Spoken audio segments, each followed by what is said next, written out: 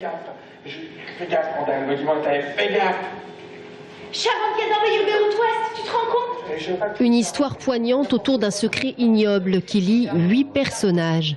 Interprété avec justesse et intelligence par 8 comédiens, Ligne de faille, c'est avant tout l'adaptation d'un roman à succès. Et puis d'une rencontre forte, celle du livre et d'un metteur en scène, Catherine Marnas.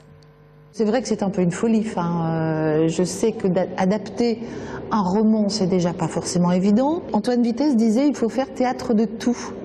Et j'avais très envie d'une narration, d'une vraie histoire. Une histoire comme quand on est petit, qu'on nous raconte vraiment une histoire et qu'on s'embarque dans une narration au sens fort du terme. Une histoire dure qui aborde la réalité des Lebensborn en 1935. Ces laboratoires d'enfants volés dont le but était ainsi de créer une race aryenne. 4 périodes partagées avec le public où l'on remonte le temps à chaque fois raconté par un enfant. Une narration particulière qui est véritablement la clé de l'intrigue.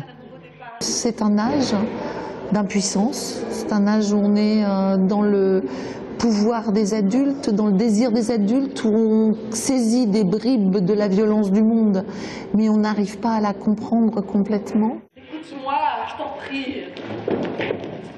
Le grand challenge de la mise en scène, la durée. 4 heures d'histoire, d'enquête, d'intrigue, de jeu, d'acteurs.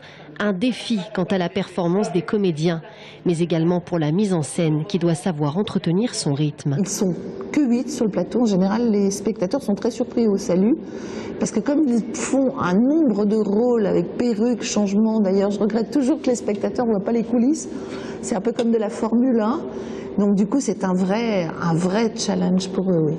Octobre s'écoule KA, et puis arrive le jour de Halloween.